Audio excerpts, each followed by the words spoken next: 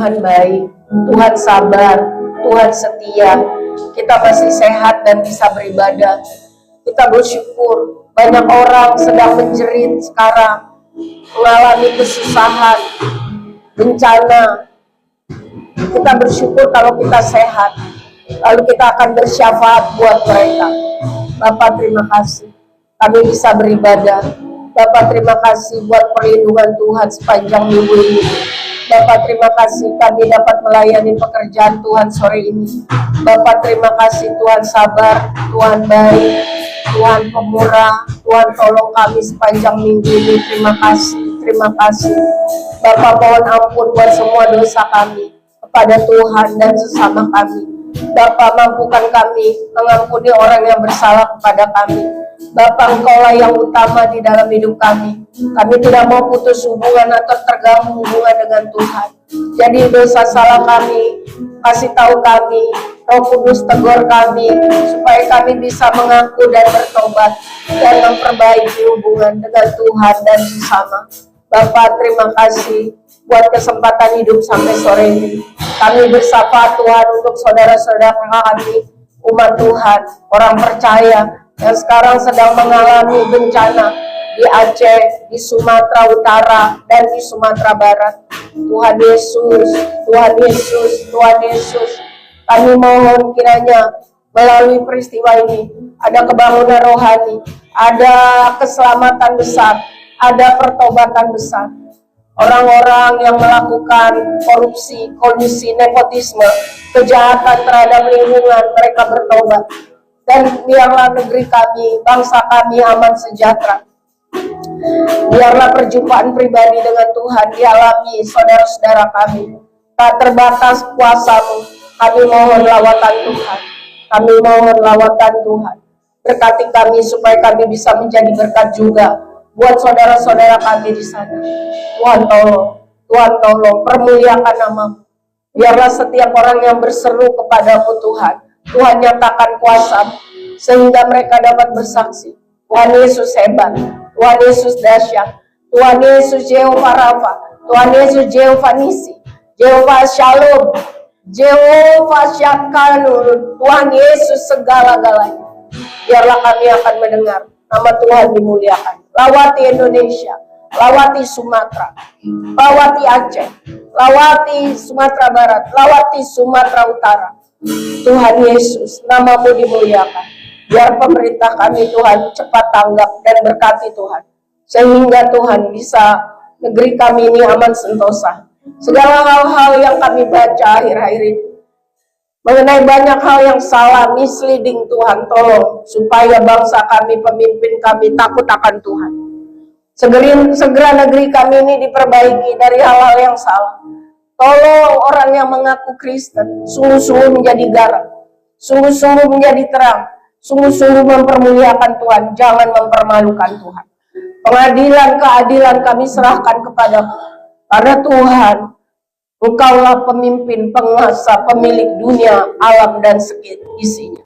Bapa tolong, kami mohon, biarlah melalui bencana alam ini, kami semua berjaga-jaga, karena hari kedatangan-Mu sudah semakin dekat. Kami buka hati kami mohon Tuhan berbicara kepada kami semua, urapi supaya kami mengerti dan dapat melakukannya, menjadi pelaku firman. Kami mohon dalam nama Tuhan Yesus. Haleluya. Amin. Shalom saudara. Shalom saudara. Puji Tuhan kita masih hidup, sehat. Ada beberapa jemaat yang sakit juga. Saudara, kita akan ambil dana diakonia itu untuk kita bantuan sosial ya, misi untuk saudara-saudara kita yang mengalami bencana alam. Kita akan setor melalui organisasi. Karena ada ratusan orang yang mati, meninggal, sudah ditemukan, tapi lebih banyak lagi yang belum ketahuan. Ya, firman Tuhan katakan memang kalau sudah harinya sudah semakin dekat, maka bencana-bencana akan semakin sering terjadi. Tapi kalau kita analisa, itu salah satunya karena kerakusan manusia yang tidak peduli alam dan tidak peduli orang lain. Yang penting kantongnya, popocinya, kalau orang Manado bilang, ciennya bertambah banyak. Akibatnya ini, ya saudara. Saya ingat pada awal tahun ini atau akhir tahun lalu, pemimpin gereja HKBP, Eporus itu sudah sampai nangis, dia minta supaya pembalakan hutan itu dihentikan karena merugikan masyarakat, hanya menguntungkan cukong dan pemilik usaha. Tapi bukannya dia didukung, dia malah dihina-hina, dikata-katain sebagainya. Tapi benar, apa yang dia katakan sekarang terjadi. Saudara, jadi selama beberapa minggu ini, kita akan fokus untuk membantu dalam apa yang kita bisa bantu. Dua sementara yang saya ada di pikiran saya yang kita bisa bantu. Satu, doa, dua, uang. Jadi, saudara berdoa sama Tuhan, minta diberkati supaya kita bisa menjadi berkat untuk saudara-saudara kita yang mengalami bencana itu, ya, dan kita doakan, ya, sungguh-sungguh. Saudara, lilin dipasang, masa ini adalah masa Advent, dari kata dasar Adventus, artinya kedatangan. 4 minggu sebelum hari Natal, itu adalah masa Advent, lambangnya adalah lilin ungu. Nanti kalau udah Natal semuanya penuh dan diganti lilinnya putih. Maksudnya apa? Mungkin saudara ada yang sudah ngerti atau belum. Kita sedang mengenang, mempersiapkan, memperingati kedatangan Tuhan yang pertama, yaitu hari Natal. Ya, kita mengevaluasi diri, mengintrospeksi diri. Kalau kita ada pada masa Natal 2000 tahun lalu, hidup kita, sikap kita itu seperti Maria, Yusuf, orang Majus, gembala, itu yang positif ya, walaupun keadaan mereka sangat sulit.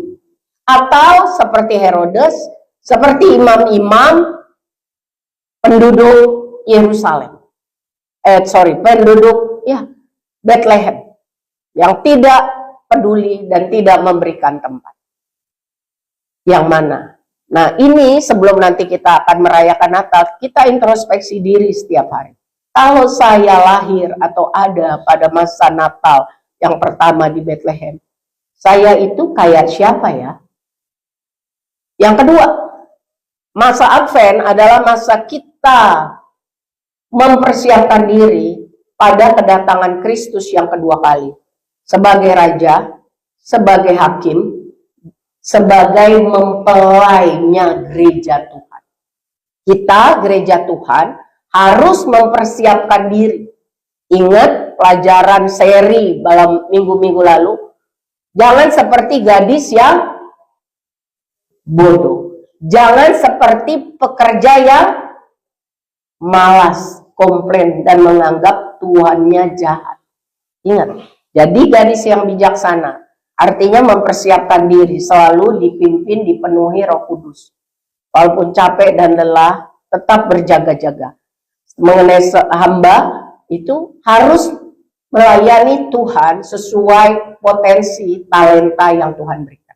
Karena ada waktunya Tuhan datang dan meminta pertanggungjawaban, rekapitulasi. Ya, jadi ini masanya kita berpikir. Ini masanya kita merenung. Bukan ini masanya kita pikir, Natal pertama baju merah, Natal kedua baju hijau, Natal ketiga baju kuning. Bukan, aduh itu anak sekolah minggu banget. Apalagi sekarang sekolah minggu udah gak gitu loh. Udah lebih pemikirannya dalam. Mari Bapak, Ibu, Saudara-saudara, para remaja, anak-anak muda, ini masa Advent. Masa kita berpikir, kalau saya secara history ya, kalau saya ada pada 2000 tahun lalu, saya itu sikapnya, mengacunya keadaan kita sehari-hari itu kayak gimana? Kayak orang yang positif menyambut Tuhan, walaupun banyak halangan, banyak tantangan, tidak sesuai dengan ekspektasi. Atau seperti orang-orang yang tahu tapi menolak. Bisa ngajar orang tapi tidak respon positif. Itu imam-imam yang mengatakan kepada Herodes, memang tercatat di dalam kitab para nabi bahwa Mesias akan lahir di kota Daud, yaitu Bethlehem, kota kelahiran. Tapi cuma sebatas pengetahuan, tidak ada tindak lanjut. Atau bahkan seperti Herodes yang benci banget dengan siasat jahat untuk membunuh Yesus. Yang kedua, Advent adalah masa kita mempersiapkan kedatangan Tuhan yang kedua kali. Saudara, kita sedang mempersiapkan itu semua. Kiranya Tuhan menolong kita lebih dewasa sehingga menyambut Natal 2025 ini kita lebih berkualitas. Itu pengertian masa Advent. Sekarang saya mau kasih tahu bahwa mulai minggu depan itu Natal akan dipimpin oleh komunitas. Lalu sesudah itu minggu kedua oleh youth dan remaja. Tanggal 21 itu anak sekolah minggu. Tanggal 28 itu para pria. Tema Natal dari PGI tahun ini adalah melalui Natal, Tuhan melawati, memulihkan keluarga. Waktu saya terima info itu, melalui Natal, kita tahu bahwa Tuhan bukan hanya memulihkan seorang pribadi, tapi Tuhan mau memulihkan keluarga. Karena keluarga adalah masyarakat yang terkecil. Kalau suatu keluarga benar, maka dia akan mempengaruhi keluarga lain, komunitas lain. Lama-lama manusia, masyarakat akan terpengaruh. Jadi, keluarga adalah organisasi terkecil dalam masyarakat yang bisa membawa dampak positif maupun dampak negatif.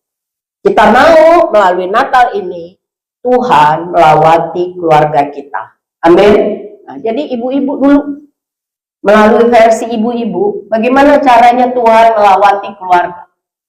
Melalui ibu-ibu. Sesudah itu melalui yang tadi saya sampaikan. Doakan supaya kita semua sehat.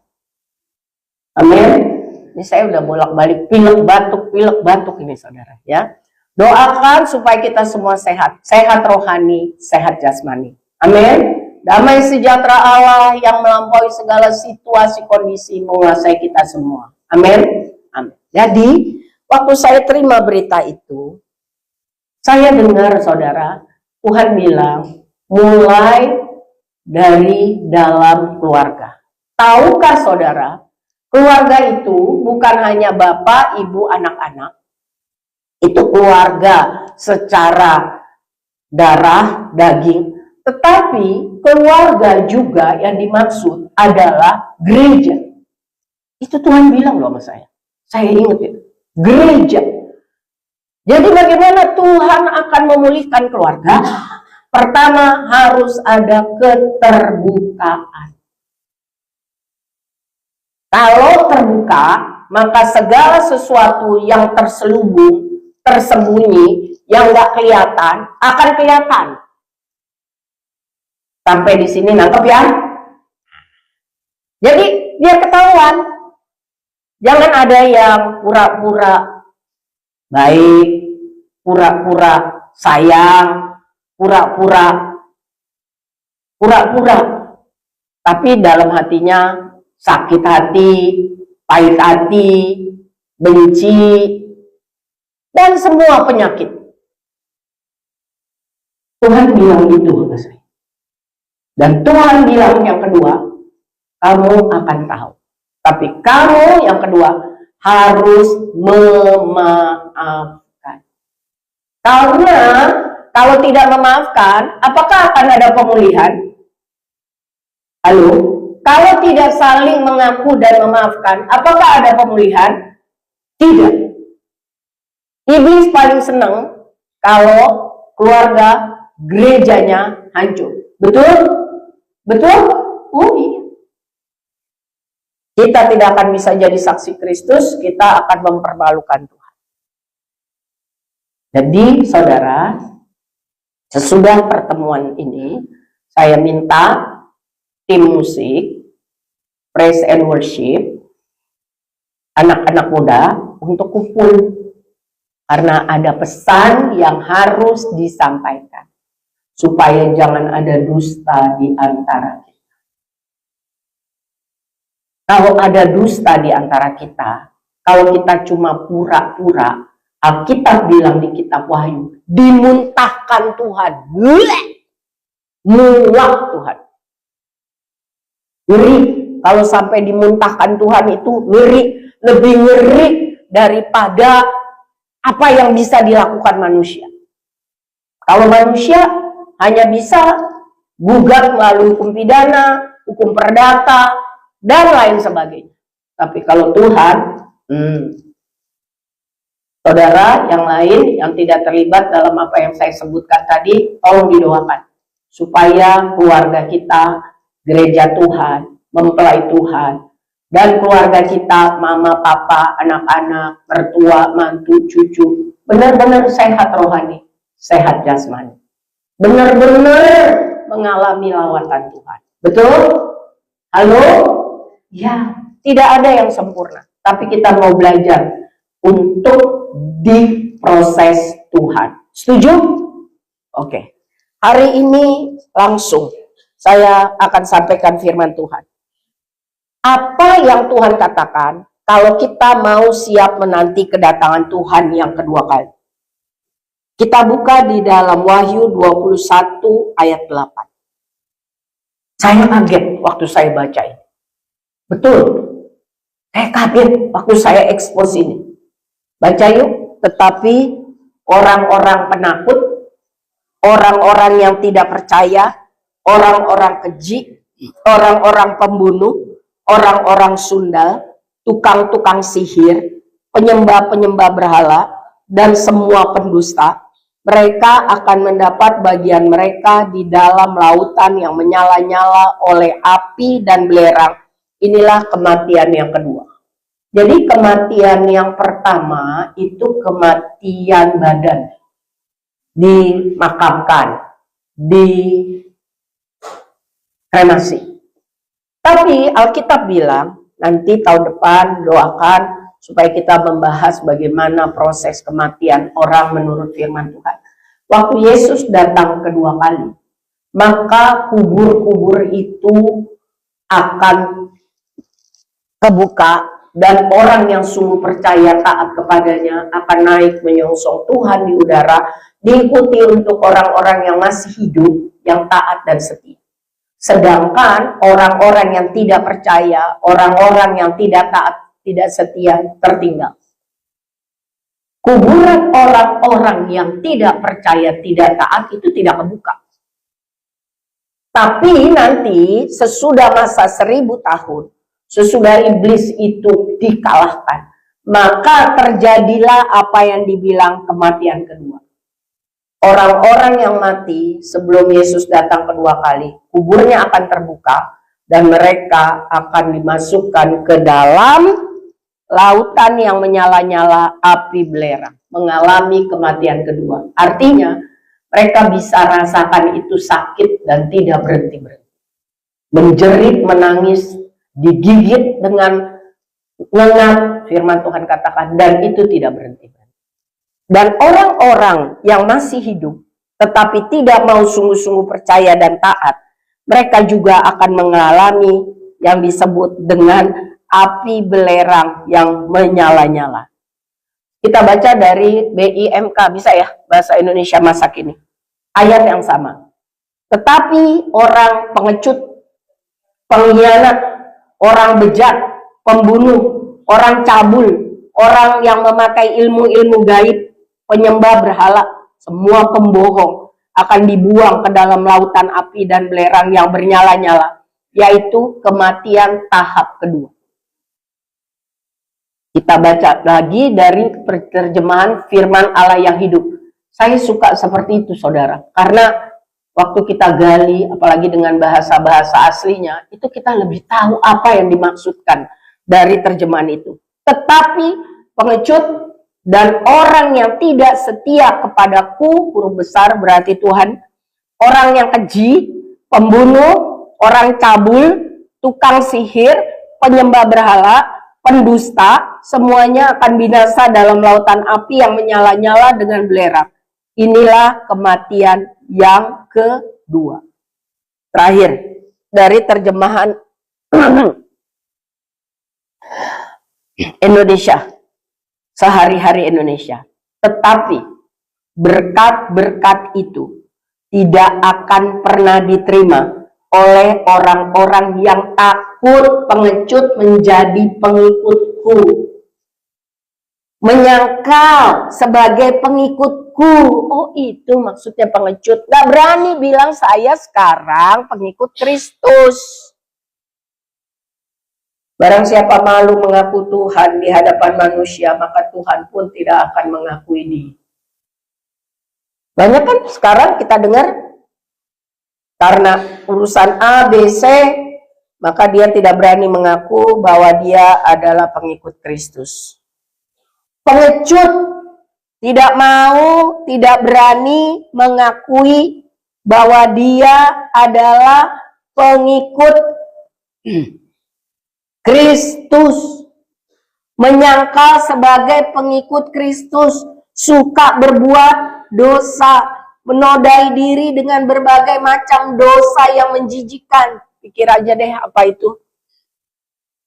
Terlibat dalam ilmu sihir, perdukunan, juga para pembunuh, orang-orang cabul, pornografi, porno aksi, pikiran kotor, tontonan cabul, kelakuan yang cabul. Ini termasuk penyembah berhala. Berhala itu bukan hanya patung, duit, kesenangan, bisa saja itu sport, bisa saja pekerjaan, bisa saja orang, pokoknya siapapun dan apapun yang kita cintai sama atau lebih dari Tuhan, itu berhala.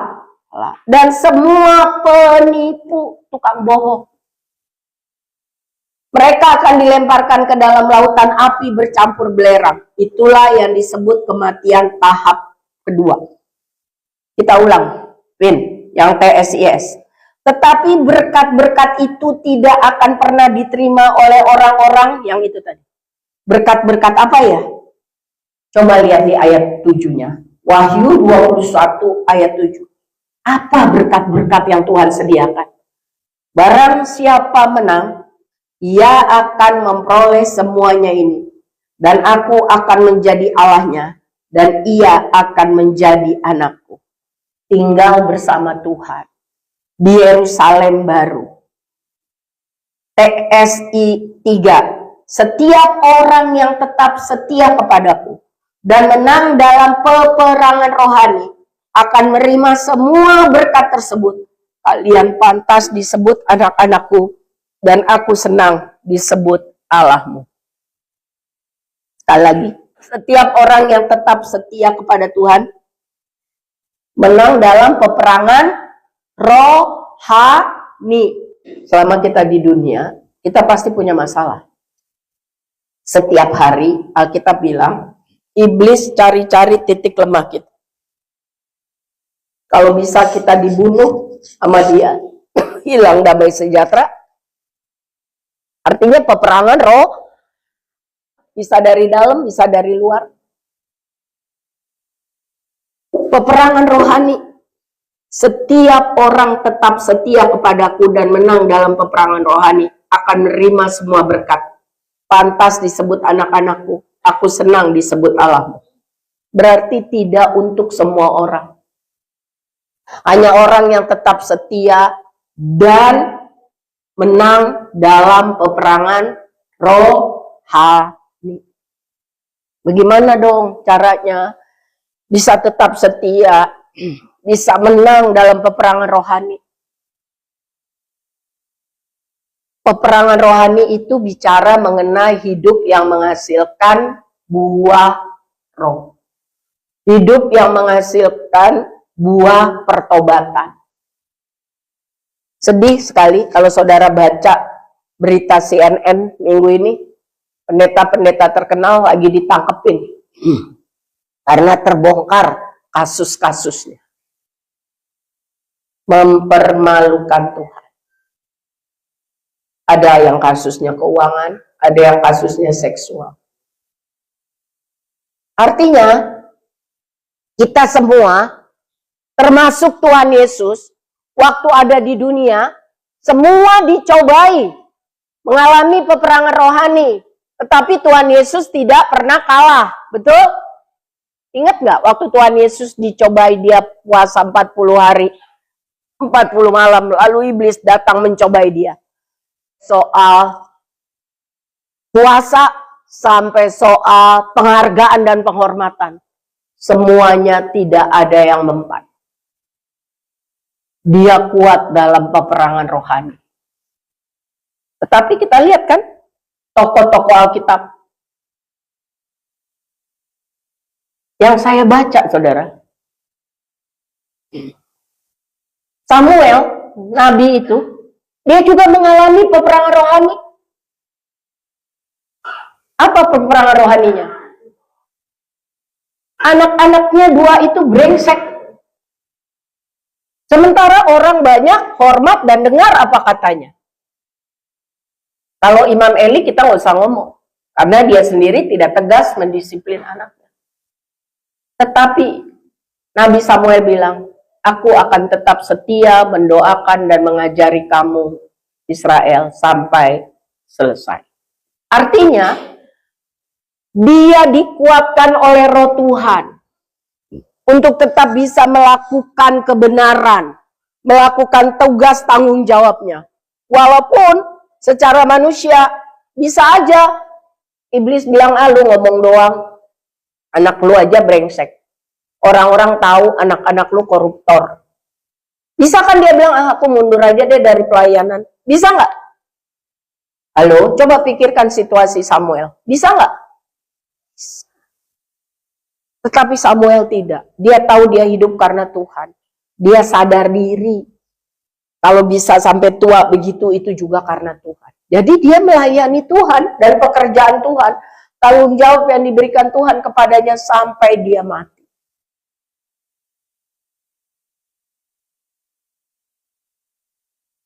Daud. Kalau soal perang lawan Goliat, perang lawan Filistin, perang lawan Bani Amon, tapi waktu dia sedang santai, semua keadaan aman, nyaman, kaya, dan sebagainya, Dia kalah peperangan rohani soal nafsu syahwat. Betul? Betul nggak? Matanya tidak bisa dia kuasai. Hasrat seksualnya tidak bisa dia kuasai. Peperangan rohani untuk itu dia kalah. Tapi bagusnya, waktu ditegur dengan keras, dia nggak ABC, dia bilang, iya saya salah, saya minta ampun, doakan saya. Tuhan bilang, ya kamu diampuni, tapi konsekuensinya tetap kamu tanggung.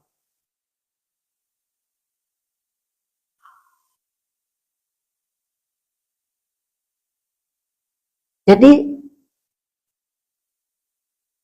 yang saya lihat ya, Yusuf,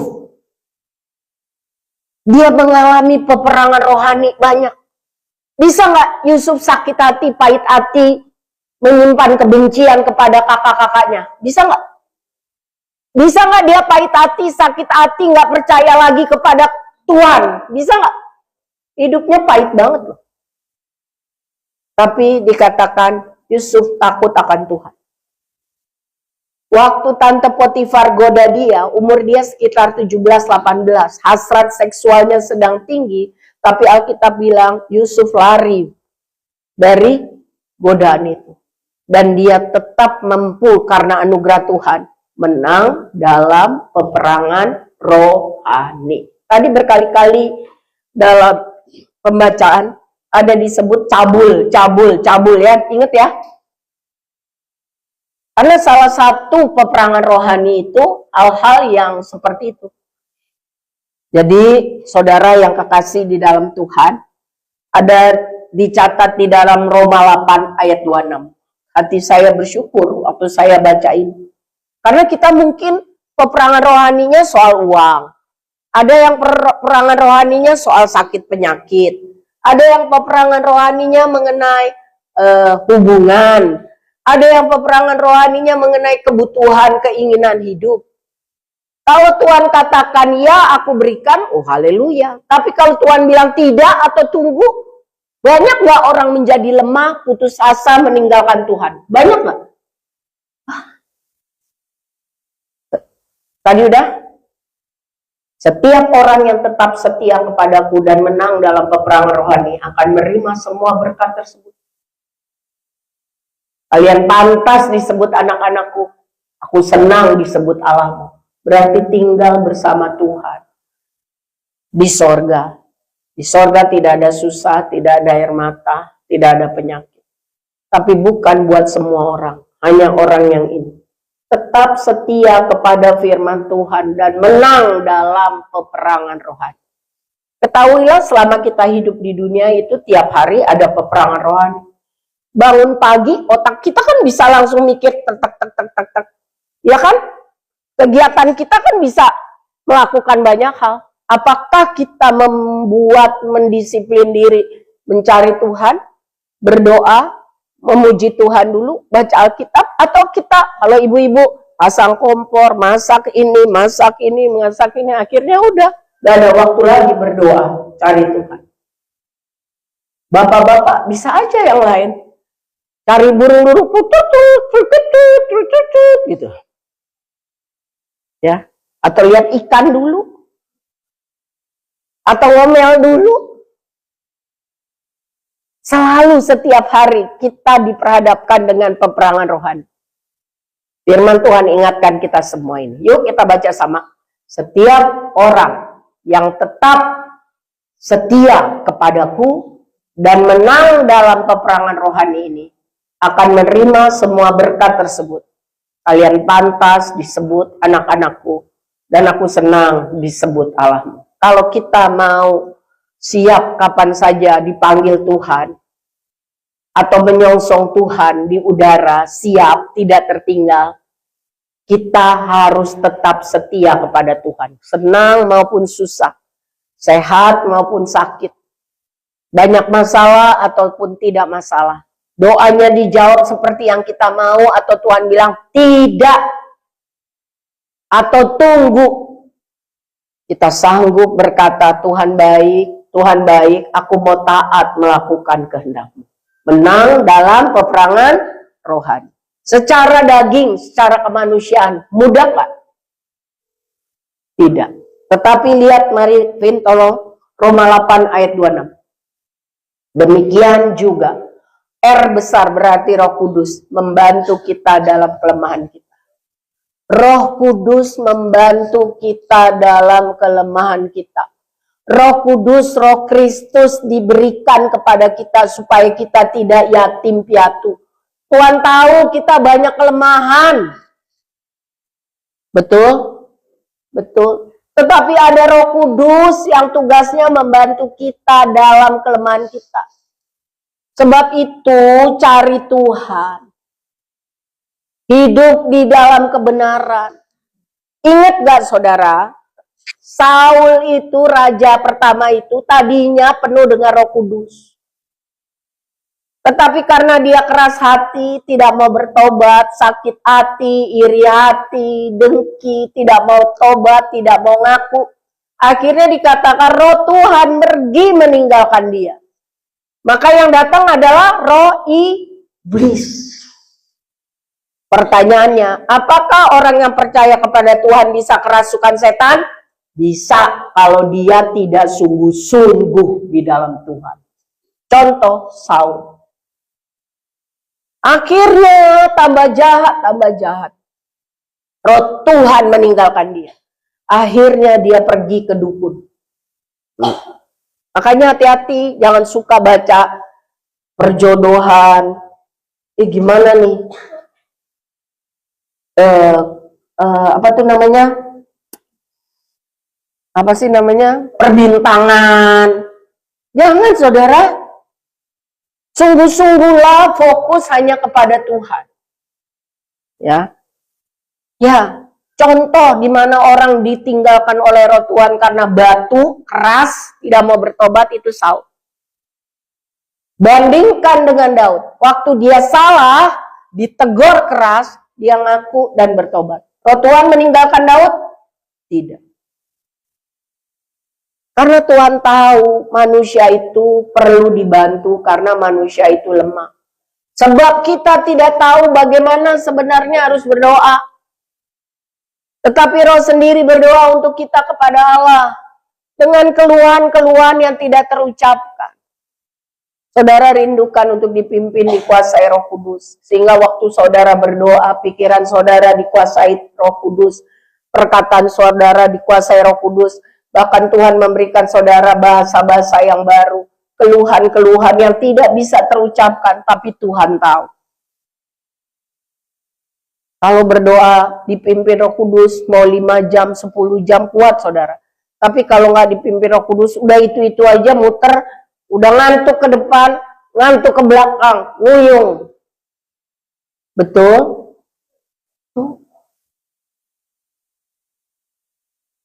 Roh Kudus diberikan kepada kita untuk membantu kita dalam kelemahan kita.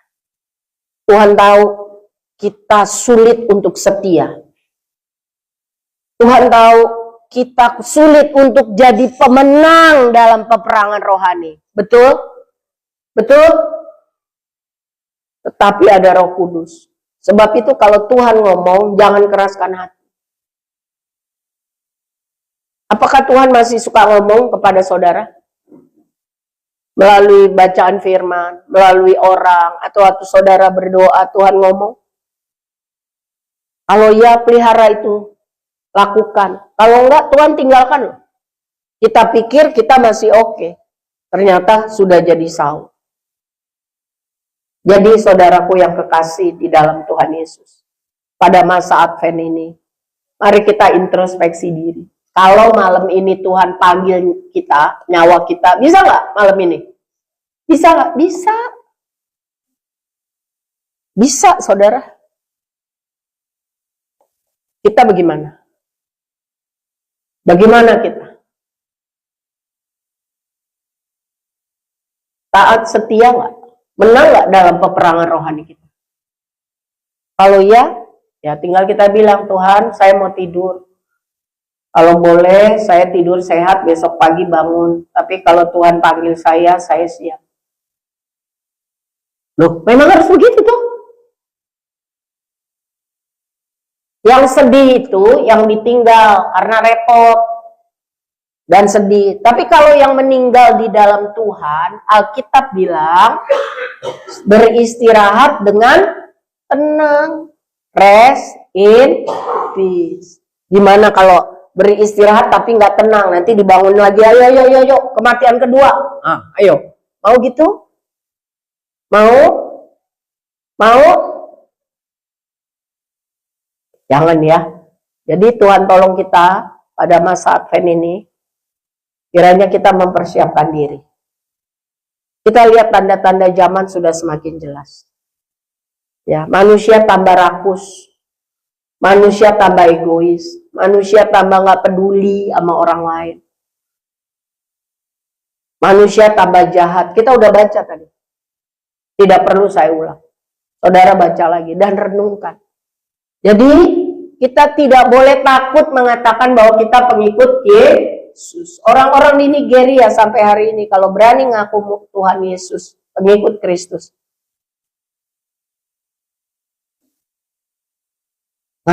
Makanya hidup kita harus benar.